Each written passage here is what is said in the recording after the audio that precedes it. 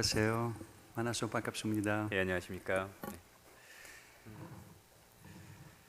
Με πολύ χαρά δέχτηκα την πρόσκλησή σας να έρθω σήμερα στην εκκλησία σας και ευχαριστώ πάρα πολύ τον αγαπητό σας πάστορα, ο οποίος είχε την ευγενή καλοσύνη να με καλέσει.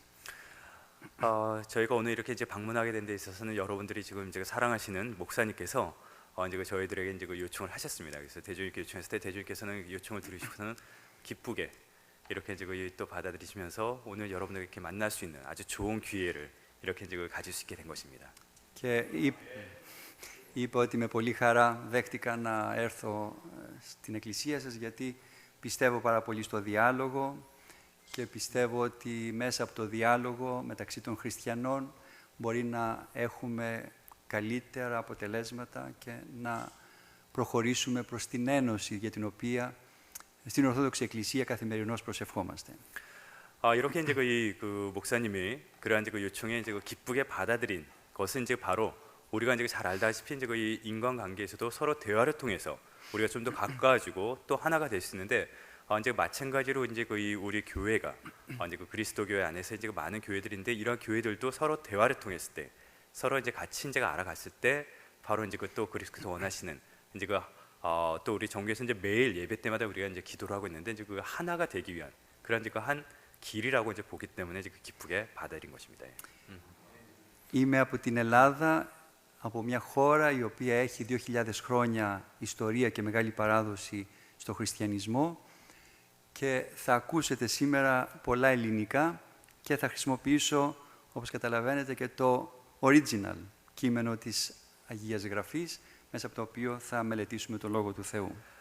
이제 이 대주님께서는 이제 그리스 태상이십니다. 그래서 이제 이 그리스는 이제 아시다시피 이제 이 2000년의 역사를 가지고 있습니다. 그리스도교가 이제 사도 바울로부터 이제 쭉 이어져서 그래서 이제 또 오늘 이 설교 말씀에는 이제 지금 대주님께서 보여드렸다시피 이제 이 성서 원본이 이제 그 고대 그리스로 쓰여진 이제 그 성서 신약 성서 원본을 이제 직접 보면서 여러분들에게 이제 그 말씀을 전달하려고 합니다. 예.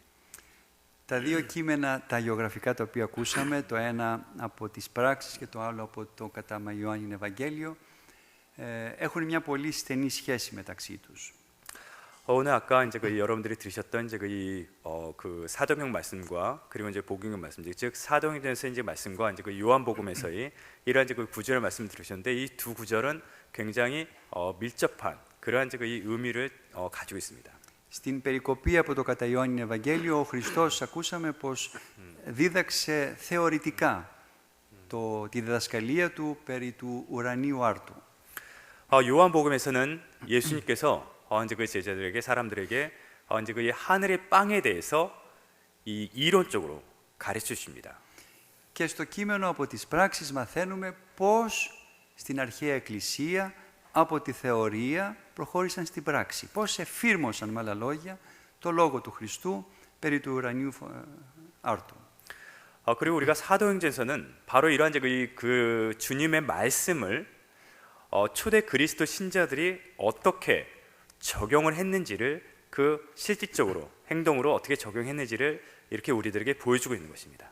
Με οδηγό μας λοιπόν αυτά τα δύο κείμενα, τα πολύ σπουδαία κείμενα της Αγίας Γραφής, ας εξετάσουμε το θέμα και να δούμε τι πρέπει να κάνουμε κι εμείς. 이렇게 우리는 이 두 성서의 구절을 한번 이제 보면서 그럼 우리 그리스도 신자들은 이러한 말씀들에 따라서 어떻게 해야 되는지를 한번 이제 같이 살펴보도록 하겠습니다. Με πολύ χαρά είδα ότι έχετε και μία εικόνα που περιγράφει το θαύμα του Χριστού που έκανε, που χόρτασε με 5 ψωμιά και 2 ψάρια πάνω από 5.000 ανθρώπους στην έρημο. 지금 여러분들 이제 또 아름다운 이 교회 안에 보면은 이 예수님께서 이제 이 빵 5개와 이제 그 물고기 2마리로 이제 그 5,000명 이상을 먹이신 이 기적을 이제 표현한 아주 이제 또 그 예쁜 성화가 있는 것을 이제 우리가 볼 수 있는데요. Μετά λοιπόν το θαύμα που έκανε ο Χριστός, αυτό το καταπληκτικό θαύμα, πάρα πολλοί άνθρωποι δεν έφυγαν από τον τόπο που έγινε το θαύμα, αλλά παρέμειναν εκεί όλη τη νύχτα μέχρι την άλλη μέρα το πρωί. Γιατί ήθελαν να είναι κοντά στο Χριστό. 이러한 그리스도의 이제 경이로운 그 기적을 이제 보고서 굉장히 많은 사람들이 모였었는데 그 사람들이 전부 집으로 돌아가지 않았습니다. 그때. 그리고 이제 그날 계속 그 자리에 머물렀던 것입니다. 그 사람들은 머물면서 그 다음 날까지도 이렇게 이제 그 장소에 있었습니다.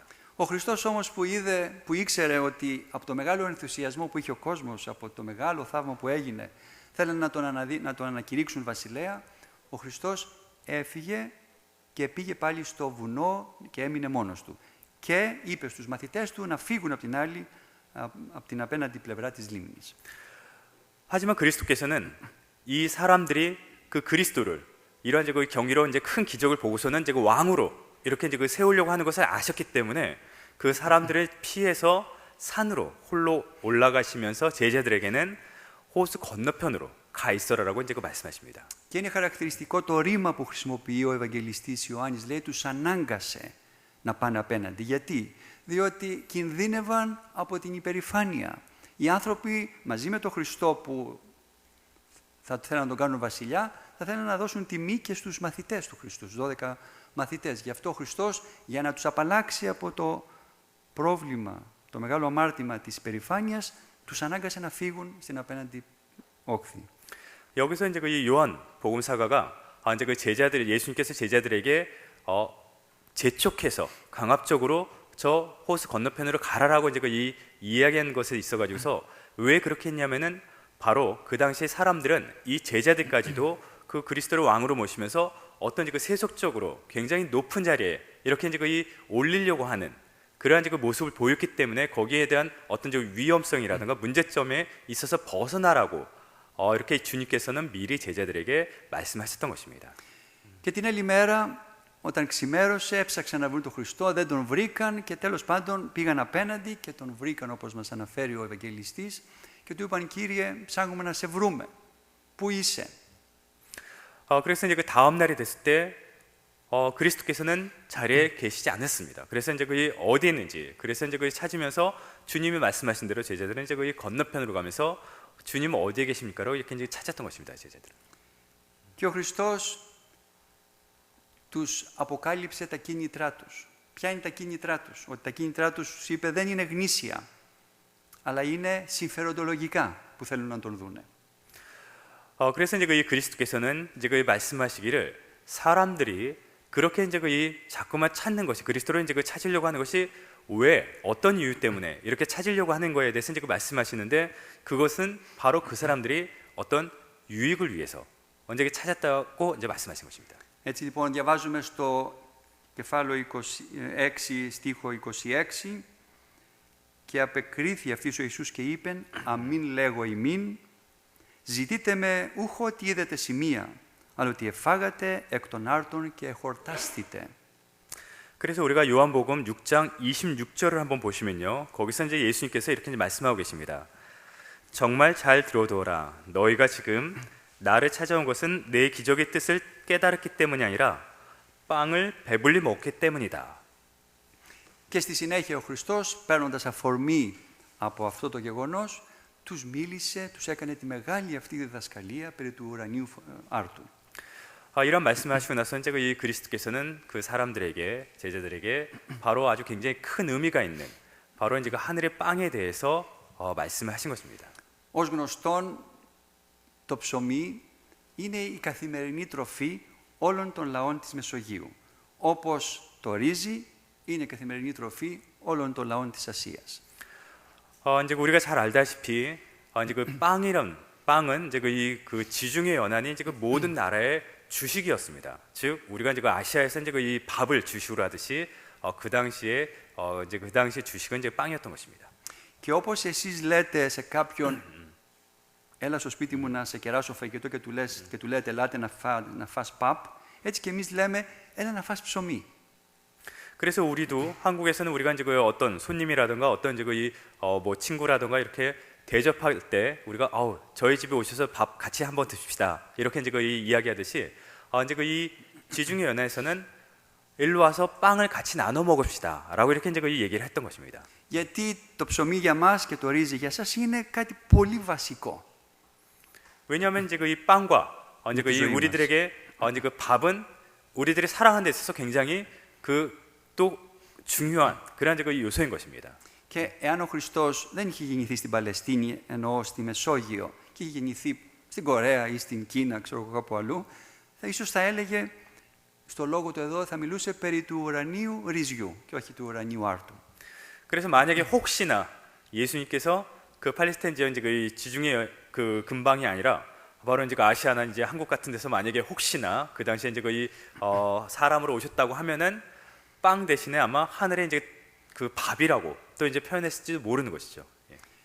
Κάθε λοιπόν τροφή και ιδιαιτέρως η βασική τροφή κάθε λαού είναι ένα μεγάλο δώρο του Θεού. 이렇게 우리가 매일 먹는 양식, 가장 중심이 되는 이 양식은 이제 그 각 나라의 각 민족에게 굉장히 큰 하느님의 선물인 것입니다. Αλλά κατεξοχήν εμπροκειμένο εδώ ο άρτος είναι το κατεξοχήν δώρο του Θεού, γιατί είναι ο καταβαίνων εκ του ουρανού, όπως μας λέει στο 31 στίχο, και μας δίνει ζωή. 하지만은 지금 여기에 이제 그 성서에서 얘기하는 그 하늘의 빵은 특별히 이제 그 하느님으로부터 이렇게 이제 그 우리들에게 주어지는 것으로서 여기 이제 그 6장 31절 말씀에 본 이제 그 또 나와 있다시피 하늘에서 빵을 내려다가 그들을 먹이셨다라는 이러한 이제 구절 말씀처럼 우리들에게는 굉장히 큰 의미를 가지고 있는 것입니다. Και βέβαια οι Ιουδαίοι που ακούν αυτό το λόγο του Χριστού περί ουρανίου άρτου, ο νους τους πηγαίνει στο μάνα, πηγαίνει σε αυτό που τους έδωσε όπως πίστευαν ο Μωυσής. Γι' αυτό ο Χριστός στο στίχο 32 τους λέει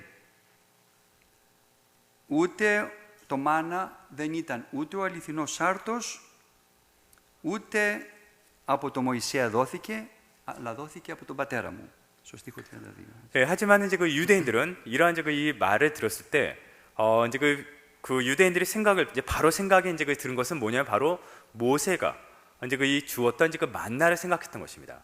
하지만 이제 그런 이제 그 이 생각을 그리스도께서는 이제 아셨기 때문에 또 이제 그 32절에 이러한 말씀을 하시는 것입니다. 하늘에서 빵을 내려다가 너희를 먹인 사람은 즉 그 당시에 이제 그 만나죠. 만나를 먹인 사람은 모세가 아니고 또 하늘에서 너에게 진정한 빵을 내려주신 분도 내 아버지이시다라고 말씀하고 계신 것입니다. Και ο Χριστός τώρα τους λέει ποιος είναι ο ουράνιος άρτος. Και είναι χαρακτηριστικό ότι μέσα στο κείμενο αυτής της ομιλίας του Χριστού περί ουρανίου άρτου χρησιμοποιεί 3 φορές την ίδια πρόταση. Και λέει «Εγώ ειμι ο άρτος της ζωής». 그럼 이런 하늘의 빵이 무엇인지에 대해서 이렇게 이제 그 많은 사람들이 이제 그 의아해하고 과연 무엇인지에 대해서 이제 그 이 생각을 하고 있을 때 그리스도께서는 이 9절에서 3번이나 똑같이 이제 말씀하십니다. 그래서 그 35절에 보면은 내가 바로 하늘에서 내려온 생명의 빵이다. 내가 바로 생명의 빵이다라고 이렇게 이제 그 말씀하고 계신 것을 우리가 이제 볼 수 있습니다. Και η φράση ο άρτος της ζωής έχει διπλή έννοια. 생명의 빵이라는 이러한 이 말씀에는 2가지 의미가 있습니다. Πρώτον, σημαίνει τον άρτο που έχει μέσα του ζωή και δεύτερον, σημαίνει τον άρτο που δίνει ζωή στους άλλους. 첫 번째는 바로 그 빵이 가지고 있는 그 안에서의 그러한 그 생명을 얘기하는 것이고 또 두 번째는 빵에 주는 단순하게 주는 그러한 그 생명에 대해서 또 말씀하고 계신 것입니다. Ο Κύριος είναι για την ψυχή ό,τι είναι ο υλικός άρτος για το σώμα. 그리스도께서는 바로 우리들에게 그러한 그 육적으로 이렇게 이제 그 육신을 취하시면서 우리들에게 이제 모든 영혼을 주신 분입니다. Με άλλα λόγια, ο Κύριος τρέφει την πνευματική μας ζωή όπως ο υλικός άρτος τρέφει τη σωματική μας ζωή. 즉, 그리스도께서는 우리 육신을 이제 살기 위해서 양식을 먹듯이 그리스도께서는 우리들에게 영혼의 양식을 주시는 것입니다.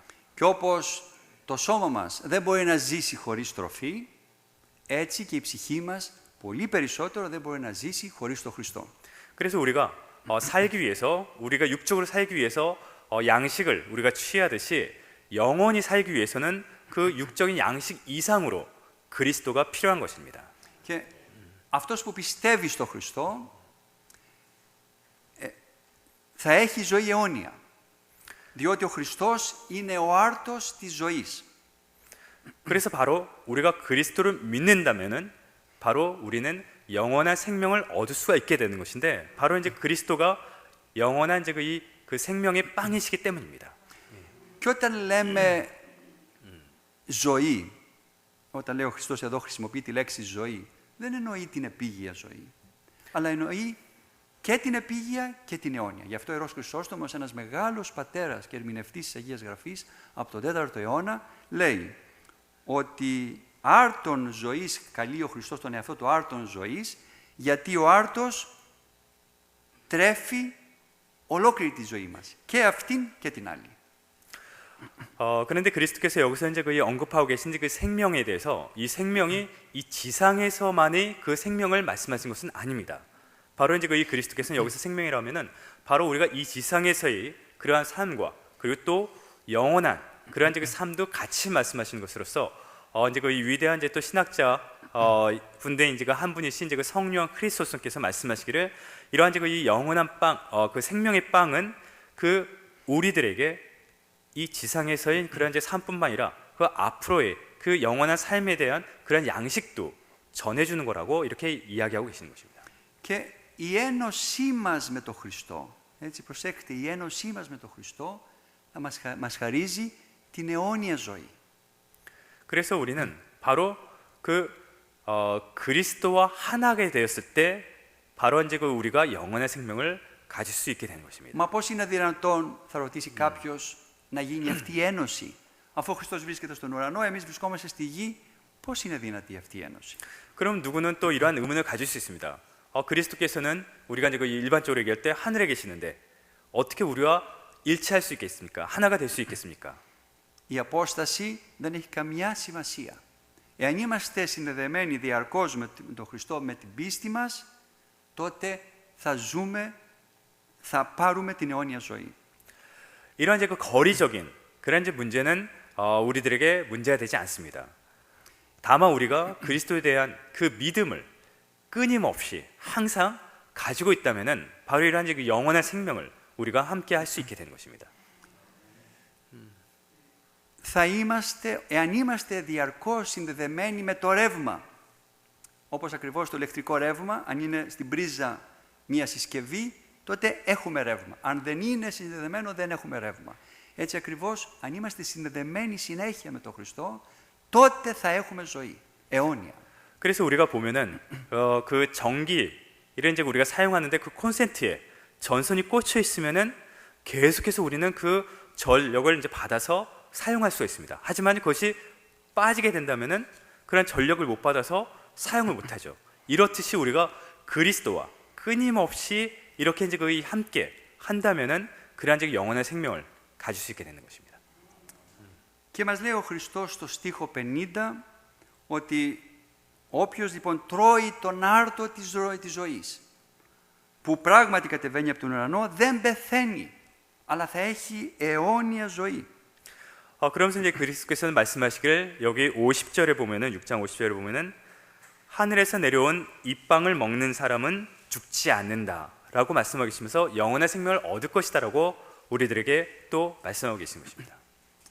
Και προχωρώντας στη διδασκαλία του Χριστός, μας διευκρινίζει το ερώτημα. Ποιος επιτέλους είναι αυτός ο άρτος, ο ουράνιος, τον οποίο αν φάμε δεν θα πεθάνουμε?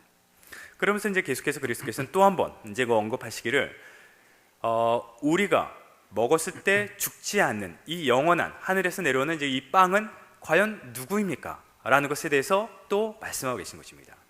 Στον επόμενο στίχο, στο 51, μας λέει «Εγώ είμαι ο άρτος, ο εκ του ουρανού καταβάς». 네, 그래서 51절에 이제 또 다시 한번 말씀하시기를 나는 하늘에서 내려온 살아있는 빵이다. 이 빵을 먹는 사람은 누구든지 영원히 살 것이다. 내가 줄 빵은 곧 나의 살이다. 세상은 그것으로 생명을 얻게 될 것이다 하고 말씀하고 계십니다. Όπως είναι γνωστόν στο κατά Ιωάννην Ευαγγέλιο, το γεγονός ότι ο Χριστός, ο Λόγος έγινε σάρκα και ήρθε στη γη, είναι ένα γεγονός που δεσπόζει, που κυριαρχεί στο κατά Ιωάννην Ευαγγέλιο. 우리가 요한복음을 이제 살펴보면은 요한복음 이제 처음 시작해 보면은 말씀이 사람이 되시고라고서 이제 시작합니다. 그렇듯이 이러한 이제 이 말씀의 이제 이 사람에 대한 그러한 이제 그 중심이 되는 그러한 이제 그 부분이 이 요한복음이 요지가 되면서 이렇게 이제 우리들에게 내려오는 것입니다. Και τα λόγια αυτά γύρω από τη σάρκα του Χριστού αναφέρονται στο μυστικό δείπνο και στο πάθος του.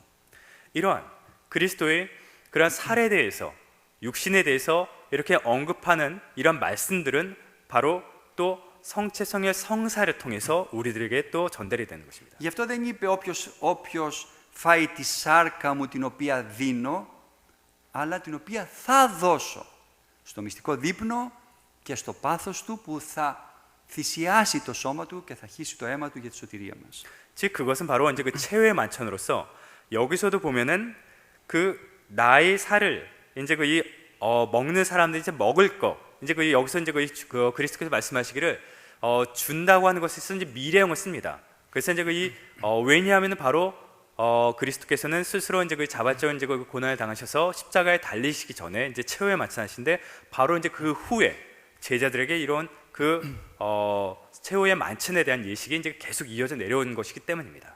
Και ένας αρχαίος ερμηνευτής, ο Θεοφύλακτος, λέει, βλέπετε δεν είπε ότι η σάρκα μου είναι αντίτυπο, δηλαδή σύμβολο της σάρκας μου, δεν μίλησε, αλλά είπε είναι η σάρκα μου, όποιος φάει τη σάρκα μου, όχι κάποιο σύμβολο. 그리고 이제 그 초대교회의 이제 그 세오필락스를 쓰는 이제 그 신학자께서는 또 말씀하시기를 여기서 이제 그리스도께서 말씀하시기를 내 살 또 내 피를 갖다 이제 상징적으로 말씀하신 것이 아니라 바로 내 살 그리고 또 내 피라고 이렇게 말씀하신 것을 우리가 이제 그 알아야 된다고 또 말씀하고 계십니다. Και όπως διαβάζουμε στο Ματθαίο, στο 26-28, στο μυστικό δείπνο είπε στους μαθητές του να φάτε το σώμα μου και να πιείτε το αίμα μου. Πάρτε και φάτε και πιείτε. 그래서 이제 우리가 마태복음 26장 26절에서 28절 말씀 한번 또 이제 살펴보겠습니다. 제가 이제 그 봉독하겠습니다.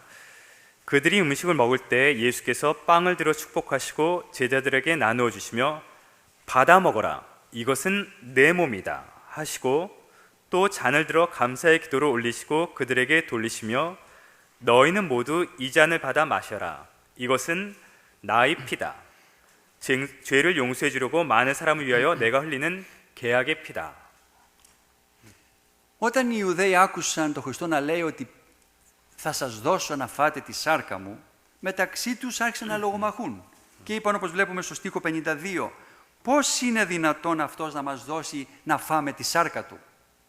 이러한 이제 그 그리스도의 말씀을 이제 그 유대인들이 들으면서 즉 그리스도의 이제 그 살을 먹어야 된다라는 이제 말을 듣고서는 유대인들은 굉장히 혼동을 하면서 서로가 그 논쟁을 합니다.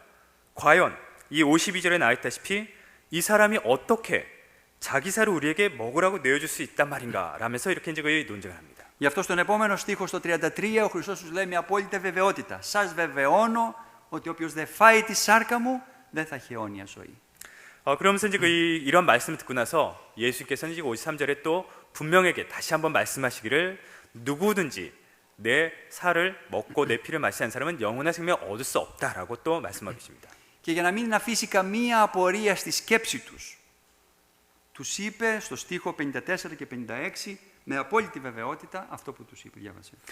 그래서 이러한 그 말씀을 듣고도 그 유대인들이 또 의문을 갖고 또 오해를 할까봐 다시 한번 또 54절에서 56절의 말씀으로써 분명히 또 이제 그 말씀하고 계십니다. 네.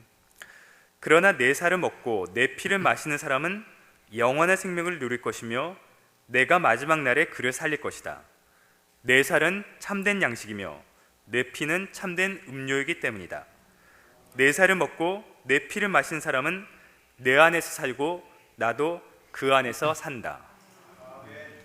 Και σαν ένα είδος περίληψης στο στίχο 58 λέει, κάνει ο Χριστός μια περίληψη του λόγου του περί του ουράνιου άρτου.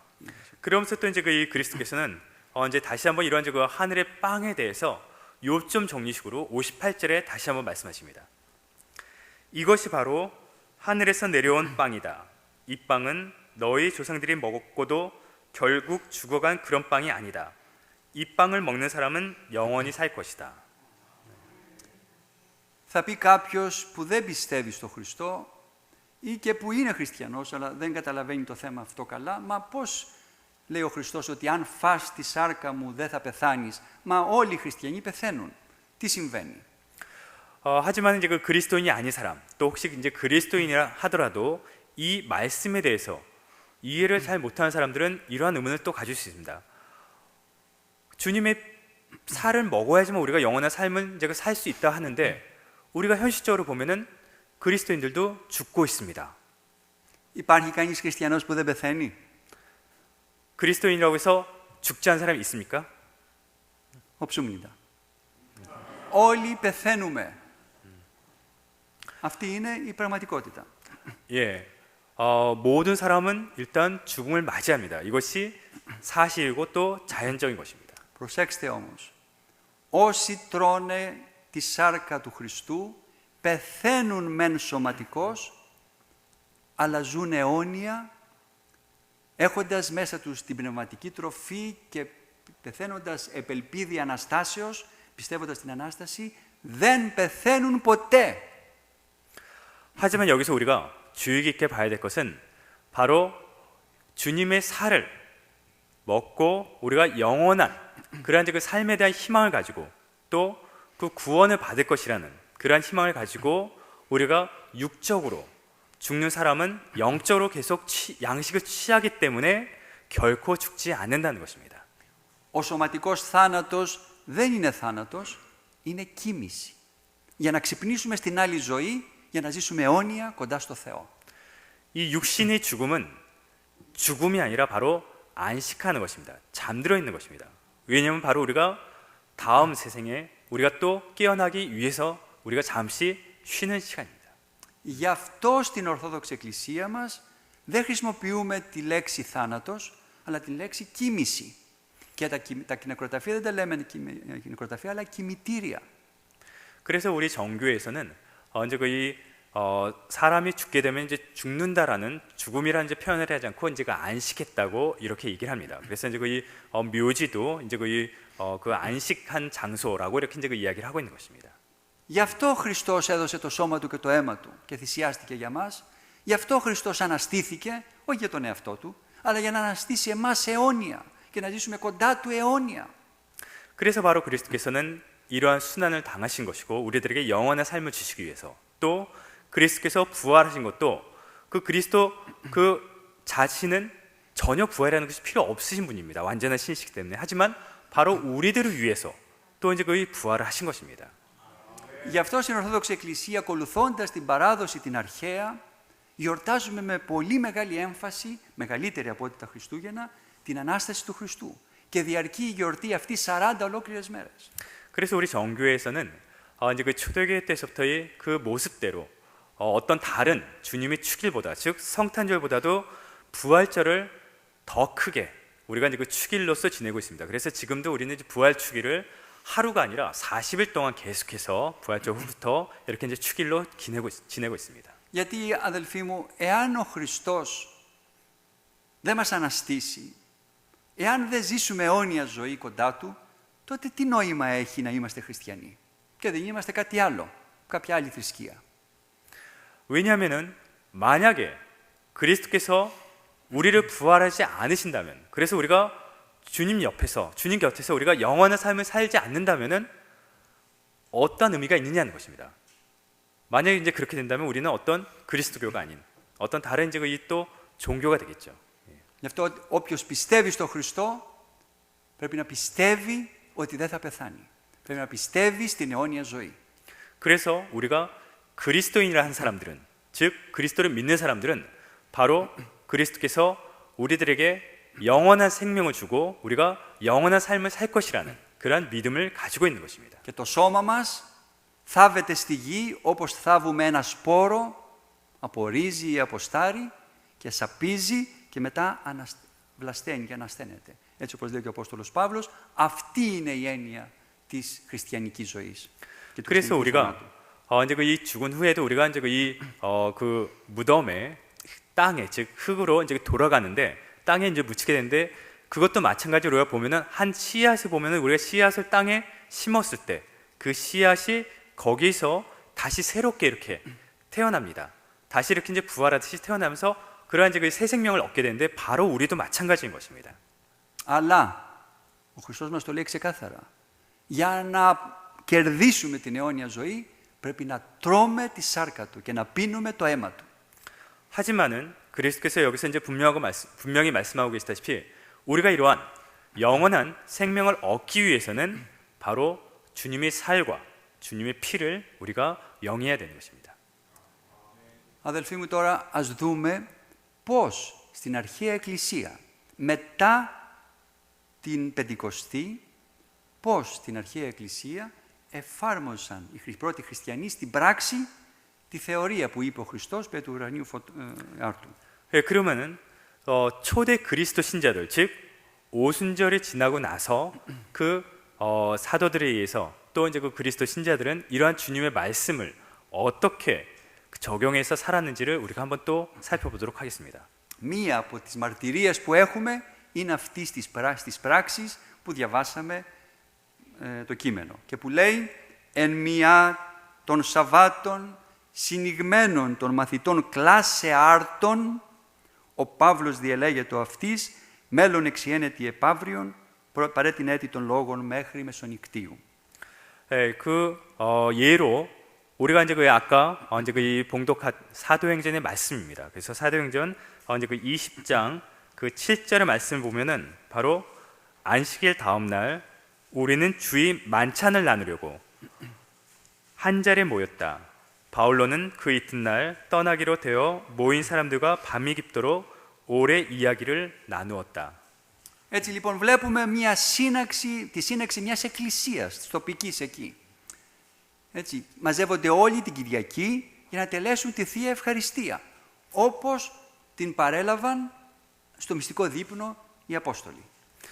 바로 우리가 여기서 이제 보다시피 안식일 다음 날, 즉 주일입니다. 주일날 그 그리스도 신자들은 한 자리에 모였던 것입니다. 하나의 교회인 것입니다. 한 자리에 모여서 바로 사도들이 주님으로부터 이제 받았던 그 만찬을, 성만찬을 여기서 같이 행했던 것입니다. Ο Παύλος τους μιλούσε μέχρι τα μεσάνυχτα, γιατί την άλλη μέρα θα έφευγε από την Τροάδα να πάει στη Μίλητο. Γι' αυτό ο Απόστολος Παύλος μάκρυνε το λόγο του για να τους δώσει πολλές συμβουλές και να τους διδάξει το λόγο του Θεού. 그래서 이제 그 사도 바울은 여기 보면 이제 그 밤 늦게까지 이렇게 이제 그 이야기를 나눴다고 하는데, 왜냐하면 바로 이제 그 다음 날 이제 그 이 트로아에서 그 밀도스라는 곳으로 이제 그 떠나기로 돼 있었기 때문에 되도록이면은 많은 가르침을, 그런 이제 그 주님의 말씀을 거기 이제 그 신자들에게 이제 그 전달하기 위해서 이렇게 밤을 새고 말씀을 나눴던 것입니다. Και μετά από το γνωστό, για να μην το επαναλάβουμε, το ξέρετε όλοι και το διαβάσαμε ήδη, γεγονός που συνέβη με το νέο παιδί τον εύτυχο, ο Παύλος κατέβηκε κάτω, το ανέστησε το παιδί και μετά ξανανέβηκε πάλι στο τελευταίο πάτωμα του σπιτιού και τέλεσε την Θεία Ευχαριστία και κοινώνησε και έφαγε και μετά συνέχισε μέχρι το πρωί να τους κηρύσει και μετά έφυγε. 그래서 이제 그 이 성서의 말씀대로 이제 아까 이제 또 목사님께서 이제 말씀하셨고 여러분들이 다 들으셨다시피 이제 그러한 이제 그 이야기를 나누는 가운데 유드코라는 이제 청년이 이제 그 잠이 들어가지고서 이제 그 떨어졌다가 이제 사도 바울로 내려갔다가 다시 이제 올라오면서 이제 그 당시에 이제 그 집들이 있으면 이제 그 집에서 이제 가장 높은 층에 사람들이 다 함께 사도 바울랑 모입니다. 그러면서 거기서 빵을 떼어 나누어서 이렇게 이제 그 성만찬을 가집니다. 성만찬을 가지고 그리고 이제 계속해서 이야기를 나눈 것을 우리가 이제 볼 수 있습니다. Την πράξη λοιπόν του Αποστόλου Παύλου αυτή, όπως και του Πέτρου και των άλλων Αποστόλων και των διαδόχων των Αποστόλων, συνεχίζει η Ορθόδοξη Εκκλησία μέχρι σήμερα, 2.000 χρόνια, και τελεί τη Θεία Ευχαριστία, όπως την παραλάβαμε από το μυστικό δείπνο. 이렇게 사도 바울로 또 사도 베드로 또 이제 다른 사도들 또 이제 그 사도 전승에 의해서 또 이제 그 이 사도 전승 이어받은 그러한 이제 그 사도들에 의해서 이러한 이제 그 이 성만찬이 정교에서는 지금까지 2000년 동안 바로 이제 그 예수님께서 최후의 만찬을 통해서 이제 그 제자들에게 행하셨던 그 성만찬이 지금까지도 쭉 이어져 내려오고 있는 것입니다. Και το κάνουμε αυτό ακολουθώντας την εντολή του Χριστού που είπε στο τέλος του μυστικού δείπνου, όπως διαβάζουμε στο Λουκά 22:19. 그래서 이제 그 바로 정교에서는 이러한 이제 이 성만찬을 계속 행하는 것은 바로 또 그리스도께서 최후의 만찬 때 말씀하셨던 그러한 그 말씀을 그대로 따라서 하는 것으로서 루가복음 22장 19절 말씀을 이제 한번 보겠습니다. 이제 거기에 보면 이제 그 그리스도께서 말씀하시기를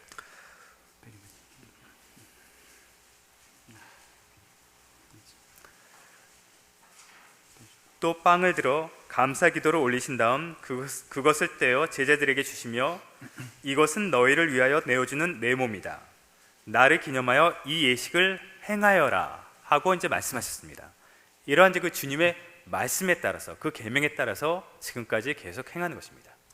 Και για να δούμε τώρα στην ιστορία πώς φαίνεται αυτό στην επετέπειτα από τον πρώτο αιώνα. Γνωρίζουμε λοιπόν ότι ήταν μεγάλη και σφοδρή η επιθυμία των πρώτων χριστιανών να κοινωνούν το σώμα και το αίμα του Χριστού αψηφώντας οποιοδήποτε κίνδυνο, ακόμη και το μαρτύριο. 그래서 역사적으로 우리가 살펴보더라도 초대 그리스도 신자들은 그 주님의 몸과 피를 영하는 것을 굉장히 갈망했습니다.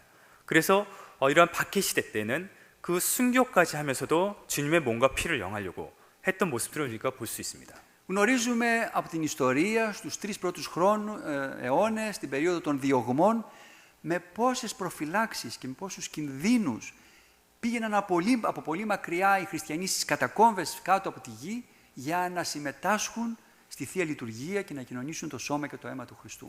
그래서 박해 시대였던 1세기, 2세기, 3세기에는 그리스도인들이 아주 멀리서 그 성체, 성의, 성사를 영하려고 주님의 몸과 피를 영하려고 그 몰래 그 카타콤바에 위험이 있는데도 불구하고 이렇게 가서 그 주님의 몸과 피를 영했던 것을 우리가 이제 볼 수 있습니다.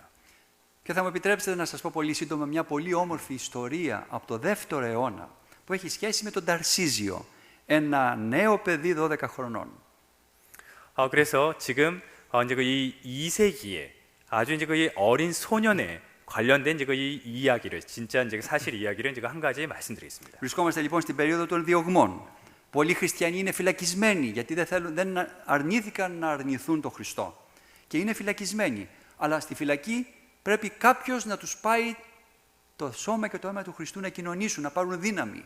Αν το πήγαινε κάποιος μεγάλος, θα κινδύνευε. Γι' αυτό σκέφτονται και από τις κατακόμβες δίνουν το σώμα και το αίμα του Χριστού στο παιδί αυτό, τον Ταρσίζιο, το κρύβει στο στήθος του, μέσα στα ρούχα του και αμίλητο προχωράει για να πάει στις φυλακές που κανένας δεν θα υποψιαζόταν ότι το παιδί αυτό το μικρό κάτι κρύβει. 그 시기에는 이제 우리가 아까도 말씀하셨다시피 이제 그 박해 시기였기 때문에 이제 그 많은 그리스도 신자들이 또 감옥에 갇혀 있었습니다. 그리스도를 이제 거의 부정하지 않고 계속 그 믿음을 지켰기 때문에 감옥에서 이제 이 박해를 받으면서 이렇게 이제 이 갇혀 있었던 분들이 많은데 그 분들을 위해서 감옥에 이제 갇혀 있는 분들을 위해서 또 주님의 몸과 피를 전달하려고 또 많은 사람들이 이제 노력을 했는데 이 따르시조라는 이 한 소녀는 이제 그 바로 그 당시 이제 많은 사람들이 생각하기를 만약에 성인이 어른이 이제 그것을 이렇게 이제 그 주님의 몸과 피를 받아서 그 감옥에 있는 사람들에게 전달한다고 했을 때는 굉장히 많은 위험성을 더 가지고 있었어요. 이것이 무언가 해가지고서 그 군인들이라든가 많은 박해자들이 이렇게 이제 또 금방 이렇게 이제 눈치를 챌 수가 있었을 것입니다. 하지만은 어린 아이가 그것을 옮기면은 사람들이 모를 수 있었기 때문에 그 어린 아이가 카타콤바에서 그 주님의 몸과 피를 이 품 속에 품고서 이렇게 이제 전달하려고 이제 갔습니다. Καθώς λοιπόν προχωράει αμίλητος και πολύ προσεκτικός για να μην του πέσει κάτω το σώμα και το αίμα του Χριστού που κρατάει μέσα στο στήθος του, συναντάει άλλα παιδιά της ηλικίας του που αρχίζουν να τον ρωτάνε τι κρύβεις, τι έχεις, να αρχίζουν να του κάνουν βίαιες πράξεις και στο τέλος αυτός επειδή δεν μιλάει, γιατί δεν πρέπει να μιλάει την ώρα που κρατάει το σώμα και το αίμα του Χριστού, δεν θέλει να τους αποκαλύψει τίποτα, αρχίζουν να τον χτυπούν, αρχίζουν να του πετάνε πέτρες και στο τέλος τον σκοτώνουν μέσα στο δρόμο. Και τόσο σφιχτά κρατάει το σώμα και το αίμα του Χριστού που δεν μπορούν να του ανοίξουν τα χέρια για να του πάρουν τα τίμια δώρα. 이렇게 이 소녀는 그 주님의 몸과 피를 이 가슴에 품고서 이렇게 이제 가고 있었는데 길에서 이 주님의 몸과 피를 우리가 이제 이렇게 몸에 이제 지니고 있다면 이제 성직자라도 지금 현재도 마찬가지인데 이야기를 나누거나 하지 않습니다. 주님의 몸과 피가 있기 때문에 가장 고귀한. 그래서 이제 이렇게 걸어가고 있는데 한 소년 무리들을 또 만난 거예요. 그래서 이제 그 당시에 이제 그 그리스도인이 아닌 이제 그 소년 무리들은 그 소년을 보고서는 그게 무엇이냐 하면서 건드리기 시작해요. 궁금해하면서 뭐냐 빨리 얘기해라. 이제 막 재촉도 하고. 그런데 이 소년은 그것을 이제 그 다른 소년들에게 보이려고 하지도 않았고 또 보이게 되면 이제 문제가 되기 때문에 또 아무 이야기도 하지 않고 이렇게 그것을 잘 보관하려고만 지키려고만 합니다. 그러니까 이 소년들은 더 분노하고 더 폭력적으로 되면서 그 소년을 때리기도 하고 또 심지어는 돌까지 던지면서 결국에는 그 소년을 죽입니다. 하지만 이 소년은 그 주님의 몸과 피가 떨어지지 않게끔 또 드러나지 않게끔 하기 위해서 그것을 꼭 감싸고 이렇게 이제 순교를 하게 되는 것이죠. Και έτσι έχουμε τον Ταρσίζιο, αυτό το παιδί των 12 χρονών, ένας από τους πρώτους μάρτυρες της αρχαίας Εκκλησίας από παιδιά. 그래서 이 소년은 바로 그 당시에 12살이었는데 이제 그 따르시조라는 이 소년은 그 초대 그리스도 교회에서 2세기에 아주 이제 그 이 첫 이제 그 어린 순교자들 중에 한 명이었습니다. Η μετάληψη του σώματος και του αίματος του Χριστού από τους απιστούς μέσα από το ίδιο ποτήρι έχει επίσης μεγάλη σημασία για την ενότητα των χριστιανών μεταξύ τους.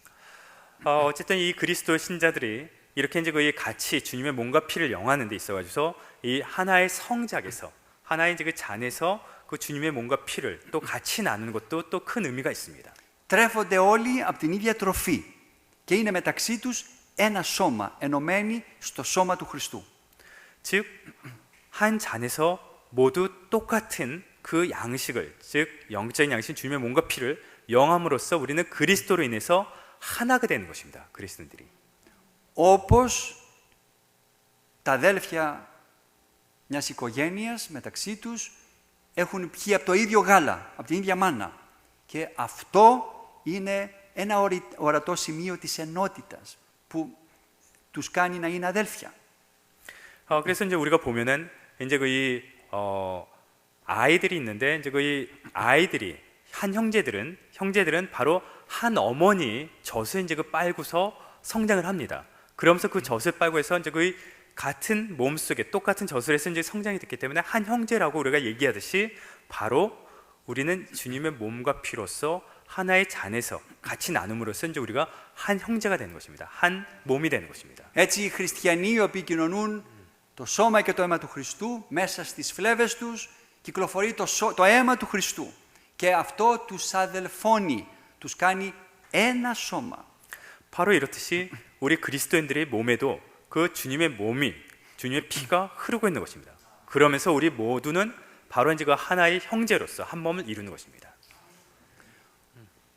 Όταν τελείωσε ο Χριστός το λόγο του, βλέπουμε στο στίχο 60 ότι ορισμένοι από τους μαθητές του, όχι από τους 12, αλλά από τον ευρύτερο κύκλο των μαθητών, είπαν είναι σκληρά αυτά τα λόγια. Ποιος μπορεί να τα ακούει?